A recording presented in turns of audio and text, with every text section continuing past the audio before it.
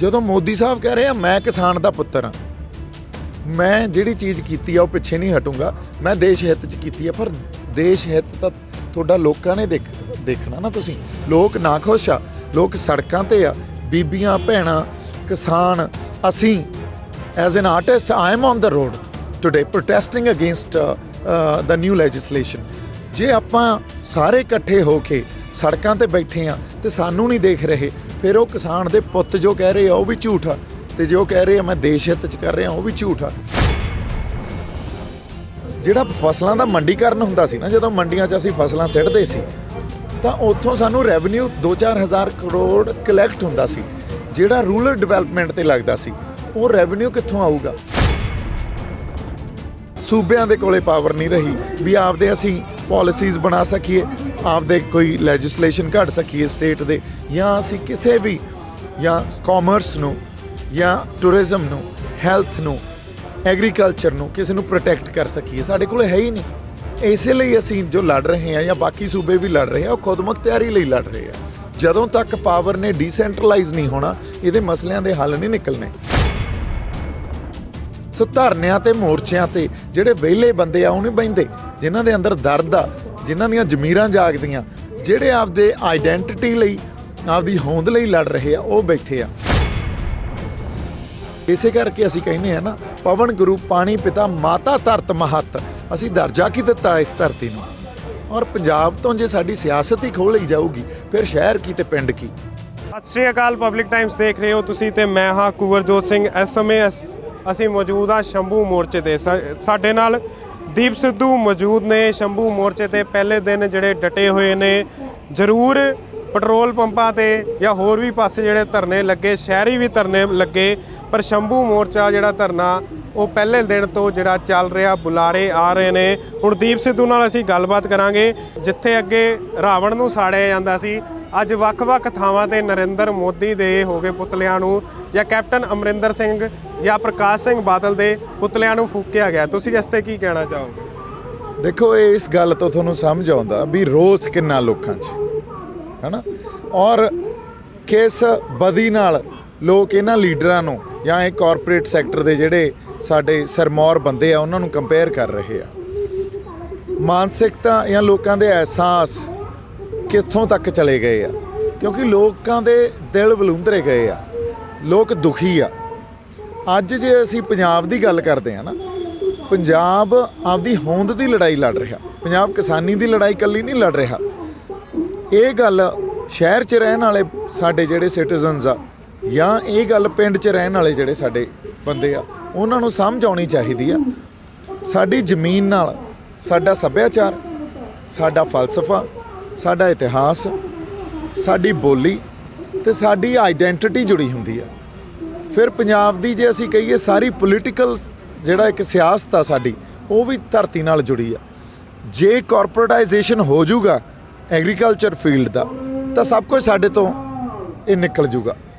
ਜੇ ਤੁਹਾਡੇ ਕੋਲੋਂ ਸਭ ਕੁਝ ਹੀ ਖੁਰ ਗਿਆ, ਅੱਜ ਜੇ ਅਸੀਂ ਕਹਿੰਦੇ ਅੱਜ ਅਸੀਂ ਅਮਰੀਕਾ, ਕੈਨੇਡਾ, ਆਸਟ੍ਰੇਲੀਆ, ਯੂਰਪ 'ਚ ਜਾਂਦੇ ਆ, ਮਾਡਰਨ ਸੁਸਾਇਟੀ ਦੀ ਗੱਲ ਕਰਦੇ ਆ ਨਾ। ਮਾਡਰਨ ਸੁਸਾਇਟੀ ਦੀ ਮੈਂ ਤੁਹਾਨੂੰ ਐਗਜ਼ਾਮਪਲ ਦਿੰਦਾ। ਯੂਰਪ ਸਿਵਲਾਈਜੇਸ਼ਨ ਸਭ ਤੋਂ ਪੁਰਾਣੀ ਸਿਵਲਾਈਜੇਸ਼ਨ ਆ, ਜਿੱਥੋਂ ਮਾਡਰਨ ਸਿਵਲਾਈਜੇਸ਼ਨ ਨੇ ਜਨਮ ਲਿਆ, ਜਿੱਥੋਂ ਡੈਮੋਕ੍ਰੈਟਿਕ ਸਟਰਕਚਰ ਨੇ ਜਨਮ ਲਿਆ।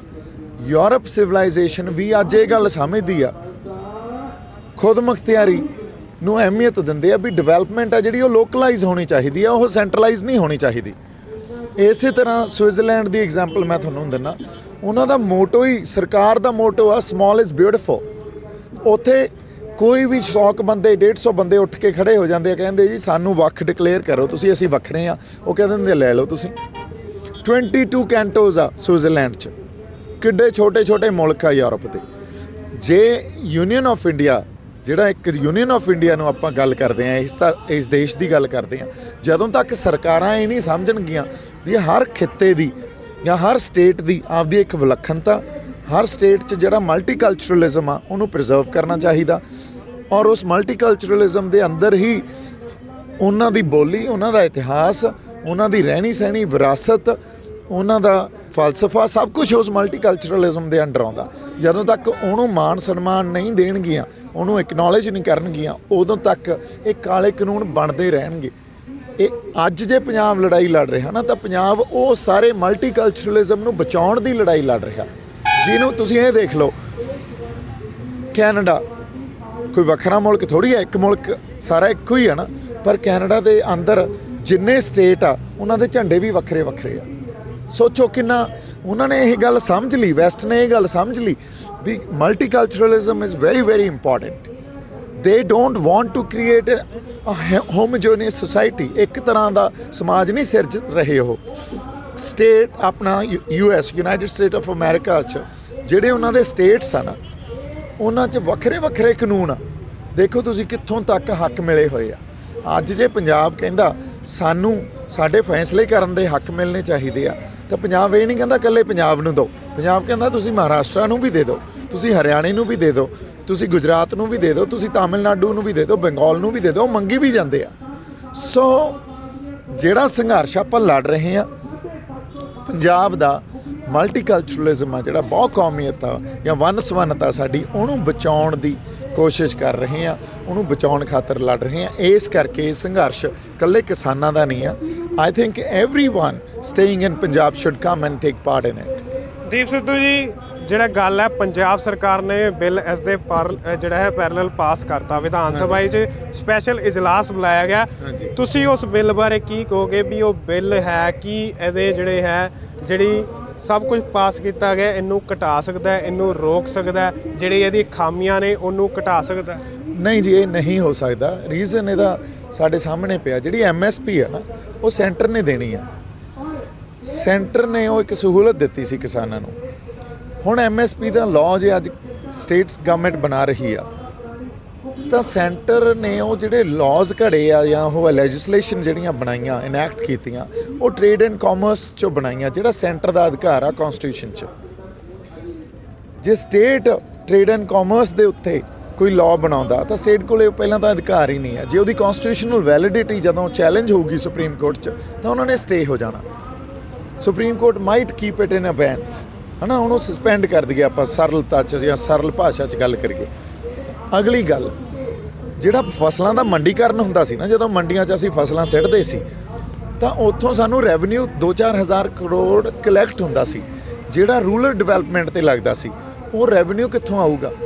ਉਹ ਰੈਵਨਿਊ ਦੀ ਕੋਈ ਪ੍ਰੋਵੀਜ਼ਨ ਹੀ ਨਹੀਂ ਕੀਤੀ ਗਈ। ਉਹ ਰੈਵਨਿਊ ਵੀ ਹੁਣ ਕੀ ਕਰੂਗੀ ਸਟੇਟ ਗਵਰਨਮੈਂਟ? ਉਹ ਪੰਜਾਬ ਸਾਡੇ ਤੇ ਹੀ, ਸਾਡੀਆਂ ਜੇਬਾਂ 'ਚੋਂ ਹੀ ਜਾਊਗਾ, ਸਾਡੇ ਤੇ ਹੀ ਥੋਪਣਾ ਉਹਨਾਂ ਨੇ, ਕਿਸੇ ਹੋਰ ਰੂਪ 'ਚ ਥੋਪ ਦੇਣਾ। ਅਗਲੀ ਗੱਲ, ਇਹਦੇ ਤੇ ਹੋਰਡਿੰਗ ਆ, ਜਿਹੜੀ ਹੋਰਡਿੰਗ ਜਮਾਖੋਰੀ, ਉਹਨੂੰ ਲੀਗਲ ਕਰ ਦਿੱਤਾ ਗਿਆ ਸੈਂਟਰ ਦੀ ਲੈਜਿਸਲੇਸ਼ਨ ਦੇ ਨਾਲ।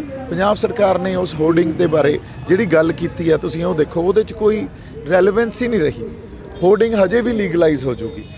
ਫਿਰ 2.5 ਏਕੜ ਤੋਂ ਘੱਟ ਵਾਲਾ ਜਿਹੜਾ ਫਾਰਮਰ ਆ, ਉਹਦੀ ਜ਼ਮੀਨ ਕੁਰਕੀ ਨਹੀਂ ਹੋਊਗੀ। ਤਾਂ ਵਾਟ ਅਬਾਊਟ 2.5 ਏਕੜ ਤੋਂ ਉੱਤੇ ਵਾਲੇ ਦਾ ਕੀ ਬਣੂਗਾ? ਔਰ ਇਹ ਸਾਰੇ ਜਿਹੜੇ ਕਾਨੂੰਨ ਆ ਨਾ ਕਿਤੇ ਕੌਨਫਲਿਕਟ ਆ ਸੈਂਟਰ ਦੇ ਨਾਲ। ਔਰ ਪੰਜਾਬ ਸਰਕਾਰ ਨੇ, ਕੈਪਟਨ ਸਾਹਿਬ ਜਿਹੜੇ ਸਾਡੇ ਚੀਫ ਮਿਨਿਸਟਰ ਸਾਹਿਬ ਆ, ਉਹਨਾਂ ਨੇ ਇਹ ਵੀ ਗੱਲ ਕਹੀ ਵੀ ਸਾਡੇ ਕੋਲੇ ਤਾਂ ਸਪੇਸ ਹੀ ਹੈ ਨਹੀਂ ਕੋਈ ਨਵੀਂ ਲੈਜਿਸਲੇਸ਼ਨ ਜਾਂ ਸਟੇਟ ਲਾਜ਼ ਇਨੈਕਟ ਕਰਨ ਦੀ। ਸਾਨੂੰ ਸੈਂਟਰ ਨੇ ਸਪੇਸ ਹੀ ਨਹੀਂ ਦਿੱਤੀ। ਕਿਉਂ ਨਹੀਂ ਦਿੱਤੀ? ਕਿਉਂਕਿ ਸਮੇਂ-ਸਮੇਂ ਤੋਂ ਅਮੈਂਡਮੈਂਟਸ ਕਰਕੇ ਜਿਹੜੀ ਸੈਂਟਰ ਸਰਕਾਰ ਆ ਨਾ, ਉਸ ਕਨਸਟੀਟਿਊਸ਼ਨ 'ਚ ਅਮੈਂਡਮੈਂਟਸ ਕਰਕੇ ਸਾਰੀ ਪਾਵਰ ਆ ਉਹਨੂੰ ਸੈਂਟਰਲਾਈਜ਼ ਕਰ ਲਿਆ। ਹੁਣ ਉਹ ਲੋਕਲਾਈਜ਼ਡ ਨਹੀਂ ਰਹੀ। ਉਹ ਸੂਬਿਆਂ ਦੇ ਕੋਲੇ ਪਾਵਰ ਨਹੀਂ ਰਹੀ ਵੀ ਆਪਦੇ ਅਸੀਂ ਪਾਲਿਸੀਜ਼ ਬਣਾ ਸਕੀਏ, ਆਪਦੇ ਕੋਈ ਲੈਜਿਸਲੇਸ਼ਨ ਘੜ ਸਕੀਏ ਸਟੇਟ ਦੇ, ਜਾਂ ਅਸੀਂ ਕਿਸੇ ਵੀ, ਜਾਂ ਕਾਮਰਸ ਨੂੰ, ਜਾਂ ਟੂਰਿਜ਼ਮ ਨੂੰ, ਹੈਲਥ ਨੂੰ, ਐਗਰੀਕਲਚਰ ਨੂੰ, ਕਿਸੇ ਨੂੰ ਪ੍ਰੋਟੈਕਟ ਕਰ ਸਕੀਏ। ਸਾਡੇ ਕੋਲ ਹੈ ਹੀ ਨਹੀਂ। ਇਸੇ ਲਈ ਅਸੀਂ ਜੋ ਲੜ ਰਹੇ ਹਾਂ, ਜਾਂ ਬਾਕੀ ਸੂਬੇ ਵੀ ਲੜ ਰਹੇ ਆ, ਉਹ ਖੁਦਮੁਖਤਿਆਰੀ ਲਈ ਲੜ ਰਹੇ ਆ। ਜਦੋਂ ਤੱਕ ਪਾਵਰ ਨੇ ਡੀਸੈਂਟਰਲਾਈਜ਼ ਨਹੀਂ ਹੋਣਾ, ਇਹਦੇ ਮਸਲਿਆਂ ਦੇ ਹੱਲ ਨਹੀਂ ਨਿਕਲਣੇ।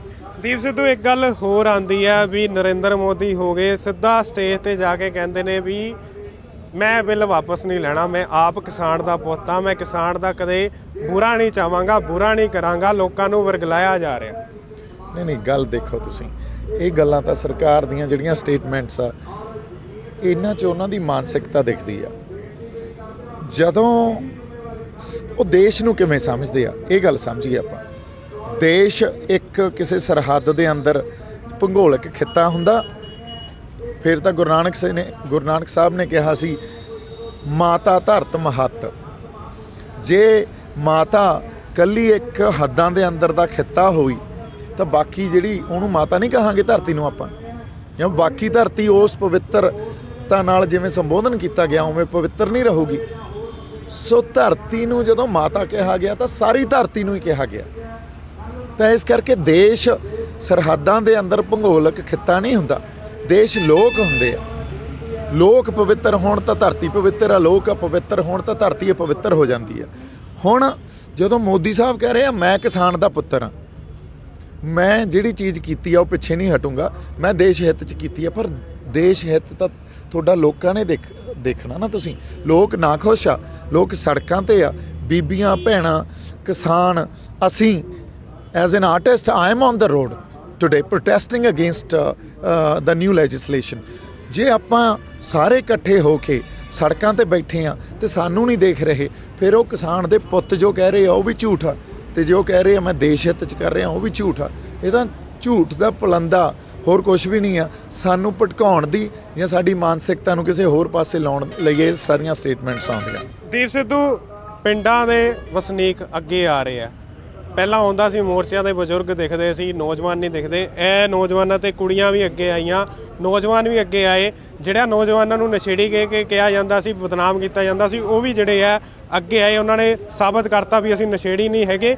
ਪਰ ਸ਼ਹਿਰੀ ਵਰਗ ਅੱਗੇ ਨਹੀਂ ਆ ਰਿਹਾ। ਉਹ ਕਹਿ ਰਿਹਾ ਵੀ ਸਾਨੂੰ ਕੋਈ ਫਰਕ ਨਹੀਂ ਪੈਂਦਾ। ਦੇਖੋ ਐਂ ਨਹੀਂ ਆ, ਉਹ ਕਹਿ ਰਿਹਾ ਵੀ ਸਾਨੂੰ ਕੋਈ ਫਰਕ ਨਹੀਂ ਪੈਂਦਾ। ਉਹਨਾਂ ਨੂੰ ਗੱਲ ਹੋ ਸਕਦਾ ਉਹਨਾਂ ਤੱਕ ਪਹੁੰਚੀ ਨਹੀਂ ਜਾਂ ਸਮਝ ਨਹੀਂ ਆਈ।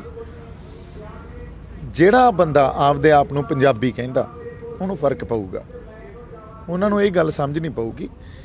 ਜੇ ਇਕੱਲੀ ਕਿਸਾਨੀ ਦੀ ਗੱਲ ਹੁੰਦੀ ਹੋ ਸਕਦਾ ਮੈਂ ਵੀ ਨਹੀਂ ਆਉਂਦਾ ਸੀ, ਜੇ ਕਰਪਸ਼ਨ ਦੀ ਗੱਲ ਹੁੰਦੀ ਨਹੀਂ ਆਉਂਦੇ ਸੀ, ਜੇ ਨੌਕਰੀਆਂ ਦੀ ਗੱਲ ਹੁੰਦੀ ਵੀ ਮਿਲਦੀਆਂ ਨਹੀਂ ਤਾਂ ਵੀ ਨਹੀਂ ਆਉਂਦੇ ਸੀ। ਪਰ ਜਦੋਂ ਹੋਂਦ ਤੇ ਗੱਲ ਆਉਂਦੀ ਆ ਵੀ ਇਸ ਤੋਂ ਬਾਅਦ ਪੰਜਾਬ ਦੀ ਹੋਂਦ ਨੇ ਬਚਣਾ ਕਿ ਨਹੀਂ ਬਚਣਾ, ਉਦੋਂ ਹੀ ਅਸੀਂ ਉੱਠ ਕੇ ਆਉਣੇ ਆ ਤੇ ਕਹਿੰਦੇ ਆ ਇਸ ਲੜਾਈ 'ਚ, ਹੋਂਦ ਦੀ ਲੜਾਈ 'ਚ ਅਸੀਂ ਆਪਦੀ ਸ਼ਮੂਲੀਅਤ ਦੇਣੀ ਆ, ਆਪਦੀ ਪਾਰਟਿਸਪੇਸ਼ਨ ਦੇਣੀ ਆ। ਹੋਂਦ ਤੇ ਗੱਲ ਕਿਵੇਂ ਆਈ ਆ? ਸਾਡੀ ਧਰਤੀ ਨਾਲ ਸਾਡਾ ਸਭ ਕੁਝ ਜੁੜਿਆ ਹੁੰਦਾ। ਅੱਜ ਅਸੀਂ ਅਮਰੀਕਾ, ਕੈਨੇਡਾ, ਆਸਟ੍ਰੇਲੀਆ ਜਾਂਦੇ ਆ, ਸਾਡੀ ਇੱਜ਼ਤ ਉੱਥੇ ਤਾਂ ਹੀ ਆ ਜੇ ਸਾਡੇ ਪਿੱਛੇ ਪੰਜਾਬ ਖੜਾ। ਜੇ ਪੰਜਾਬ ਨਹੀਂ ਆ ਤਾਂ ਸਾਡੀ ਆਈਡੈਂਟੀਟੀ ਨਹੀਂ ਆ ਕੋਈ। ਹੁਣ ਸਾਡਾ ਸੱਭਿਆਚਾਰ ਜਿਵੇਂ ਮੈਂ ਕਿਹਾ ਇਸ ਧਰਤੀ ਨਾਲ ਜੁੜਿਆ ਹੋਇਆ। ਤੁਸੀਂ ਇੱਕ ਮੈਂ ਛੋਟੀ ਜਿਹੀ ਐਗਜ਼ਾਮਪਲ ਦਿੰਦਾ, ਮੋਹਾਲੀ 에ਅਰਪੋਰਟ ਦੀ ਜਿਹੜੀ ਜਦੋਂ 에ਅਰਪੋਰਟ ਬਣਾਉਣਾ ਸੀ ਤਾਂ ਹੁਣੇ ਪਿੱਛੇ ਜਿਹੀ ਦੀ ਗੱਲ ਆ, ਇੰਟਰਨੈਸ਼ਨਲ 에ਅਰਪੋਰਟ ਬਣਿਆ ਤਾਂ ਐਕਵਾਇਰ ਹੋਈ ਜ਼ਮੀਨ। ਹੋਰ ਉੱਥੇ ਜਿਨ੍ਹਾਂ ਦੀ ਜ਼ਮੀਨ ਐਕਵਾਇਰ ਹੋਈ ਉਹਨਾਂ ਨੂੰ ਮੁਆਵਜ਼ੇ ਵੀ ਮਿਲ ਗਏ, ਕੰਪਨਸੇਸ਼ਨ ਮਿਲ ਗਈ, ਤੇ ਉਹਨਾਂ ਕਿਸਾਨਾਂ ਕੋਲੇ ਜ਼ਮੀਨ ਨਹੀਂ ਰਹੀ। ਪਰ ਉਹ ਵੀ ਅੱਜ ਐਜੀਟੇਸ਼ਨ 'ਚ ਭਾਗ ਲੈ ਰਹੇ ਆ, ਹਿੱਸਾ ਲੈ ਰਹੇ ਆ। ਕਿਉਂ? ਕਿਉਂਕਿ ਉਹਨਾਂ ਕੋਲੇ ਤਾਂ ਜ਼ਮੀਨ ਹੀ ਨਹੀਂ ਆ। ਕਿਉਂ ਲੈਣ? ਕਿਉਂਕਿ ਉਹਨਾਂ ਦੀ ਸਿਆਸਤ ਖੋਲੀ, ਉਹਨਾਂ ਤੋਂ ਸੱਭਿਆਚਾਰ ਖੋਲਿਆ। ਜਿਹੜਾ ਪਿੰਡ ਵਸਦੇ ਸੀ ਨਾ ਉੱਥੇ ਉਹ ਰਹਿੰਦੇ ਸੀ, ਉਸ ਧਰਤੀ ਨਾਲ ਉਹਨਾਂ ਦਾ ਸੱਭਿਆਚਾਰ ਜੁੜਿਆ ਸੀ, ਉਹਨਾਂ ਦੀ ਸਿਆਸਤ ਜੁੜੀ ਸੀ, ਉਸ ਧਰਤੀ ਨਾਲ ਉਹਨਾਂ ਦੇ ਫਲਸਫੇ ਜੁੜੇ ਸੀ, ਉਸ ਧਰਤੀ ਨਾਲ ਇੱਕ ਜਿਹੜਾ ਰਿਸ਼ਤਾ ਸਾਡਾ। ਇਸੇ ਕਰਕੇ ਅਸੀਂ ਕਹਿੰਦੇ ਆ ਨਾ, ਪਵਨ ਗੁਰੂ ਪਾਣੀ ਪਿਤਾ ਮਾਤਾ ਧਰਤ ਮਹੱਤ। ਅਸੀਂ ਦਰਜਾ ਕੀ ਦਿੱਤਾ ਇਸ ਧਰਤੀ ਨੂੰ। ਔਰ ਪੰਜਾਬ ਤੋਂ ਜੇ ਸਾਡੀ ਸਿਆਸਤ ਹੀ ਖੋਹ ਲਈ ਜਾਊਗੀ ਫਿਰ ਸ਼ਹਿਰ ਕੀ ਤੇ ਪਿੰਡ ਕੀ। ਸਾਰਿਆਂ ਨੇ ਇਹ ਗੱਲਾਂ ਦਾ ਫਰਕ ਤਾਂ ਸਾਰਿਆਂ ਤੇ ਪੈਣਾ ਨਾ। ਇਸ ਲਈ ਅਸੀਂ ਪੰਜਾਬ ਦੇ ਹੋਂਦ ਦੀ ਲੜਾਈ ਲੜ ਰਹੇ ਹਾਂ। ਦੀਪ ਸਿੱਧੂ ਜੀ, ਅੰਤ 'ਚ ਮੇਰਾ ਇਹੀ ਸਵਾਲ ਹੈ ਵੀ ਫਿਊਚਰ ਕੀ ਹੈ? ਸਰਕਾਰ ਵਾਪਸ ਨਹੀਂ ਲੈ ਰਹੀ। ਪੰਜਾਬ ਸਰਕਾਰ ਨੇ ਵੀ ਬਿੱਲ ਆਪਣਾ ਲਾਂਚ ਕਰਤਾ, ਉਹ ਵੀ ਗਵਰਨਰ ਨੇ ਜਿਹੜਾ ਸਾਈਨ ਨਹੀਂ ਕੀਤਾ, ਅਟਕ ਗਿਆ। ਹੁਣ ਇਹਦਾ ਫਿਊਚਰ ਕੀ ਹੈ? ਫਿਊਚਰ ਵਾਸਤੇ ਅਸੀਂ ਕੱਲ੍ਹ ਇੱਕ ਪ੍ਰੈਸ ਕਾਨਫਰੰਸ ਕਰ ਰਹੇ ਹਾਂ ਚੰਡੀਗੜ੍ਹ।